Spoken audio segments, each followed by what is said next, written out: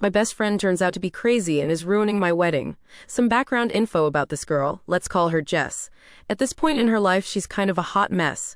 She's one of those people who airs everything on Facebook, who has a new love of my life every month and a new best friend every few months. Her relationships and friendships usually end terribly, with both sides hating each other.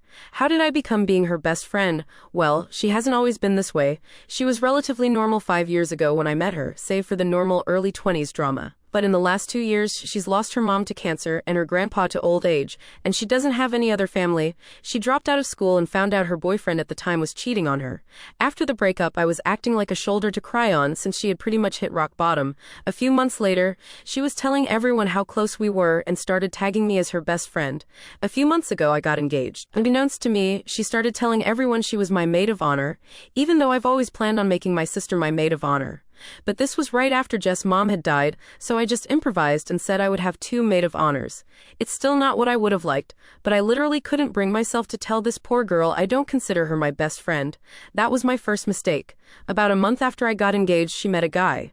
2 weeks later, she was engaged. A week later, she was married. A month later, she was divorced, separated. I don't know if it's legal yet. I don't know if anything was legal, but she changed her last name and is still going by that, so I'm guessing it was legal. Ever since the divorce, my own wedding planning has become unbearable. She is constantly telling me how marriage doesn't work, love can't save things, etc., and criticizes how much I'm spending on my wedding when she had hers for a few hundred, Vegas wedding. It's gotten to the point where she's rude to the vendors I'm meeting with, but she gets really upset when I don't take her to meetings since she's the maid of honor. So I'm at the point where I just want to cut her out of the wedding like I should have done in the first place. However, when I confessed this to a mutual friend, my friend let me know to be careful because Jess can be really vindictive. When she found out her ex from a few years ago was getting married, she tried to contact the bride and tell her he was cheating on her. He wasn't.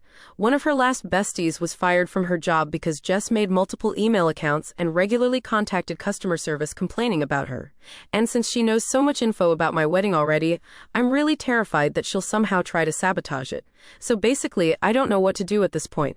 I feel like this wedding is getting away from me, but I also don't know if it'd be less painful to keep her a part of it, because it would save me all the drama. I don't know what she's capable of, so I'm really worried that she'll somehow make everything harder for me if I don't just grin and bear it.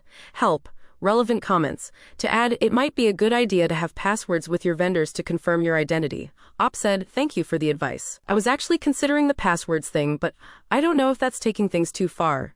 I guess I'm kind of worried about vendors resenting me for being high maintenance. But I hear about bridezillas, momzillas, in-lawzillas all the time, so hopefully this isn't the worst they've seen. Another said, Jesus, just tell her, Jess, you knew him for 3 weeks before you married him. What in the ever-loving F did you think was going to happen? If I've only been seeing a girl for 3 weeks, I won't even poop with her in a half-mile radius. Op said, seriously, the week before the wedding was everyone kindly saying, you sure? You've known him an awfully short time. And her responding, everyone's jealous because they can't be us, yeah. Someone else said, sounds like you need to have a very uncomfortable talk with this girl.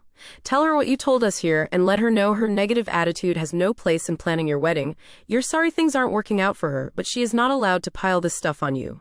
Tell her that you cannot have her as a maid of honor, and since she seems to think so negatively about marriage, you wouldn't expect her to do this. Up to you if you even let her attend the wedding as a guest. Op replied, oh my god, I haven't even thought about explaining how her negative attitude towards marriage could be the excuse for not having her in the wedding party. That sounds ridiculously logical, but I've been blinded by a flurry of crazy. Thank you. Update, guys. This went full-blown crazy. Before I could have a conversation with Jess, she confronted me about it.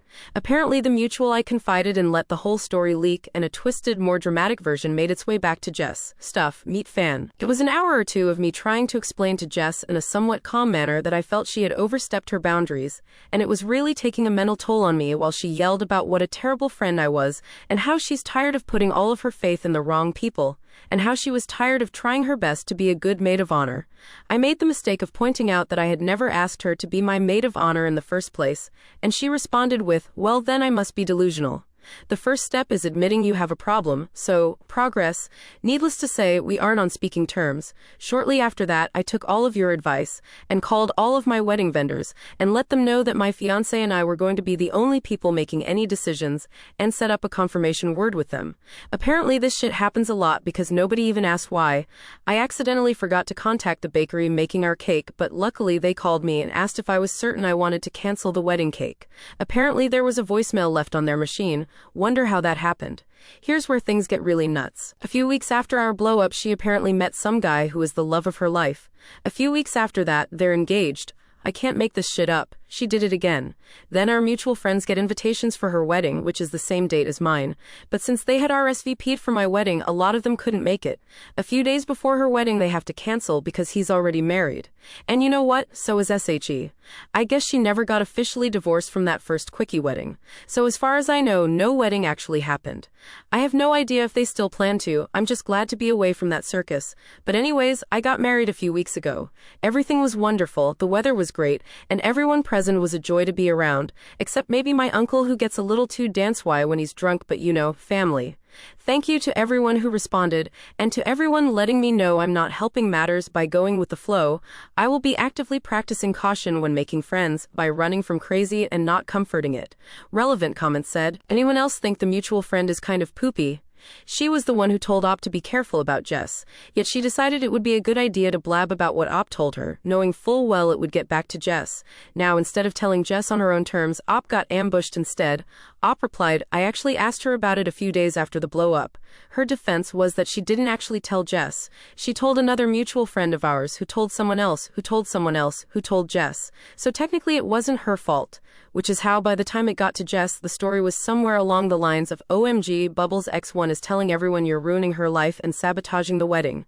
All of us met at work. We all worked at the same restaurant long ago, and it was always a drama-filled place. A lot of the same people still work there and still thrive off of the drama. I'm thinking it's time for me to move on from that specific crowd.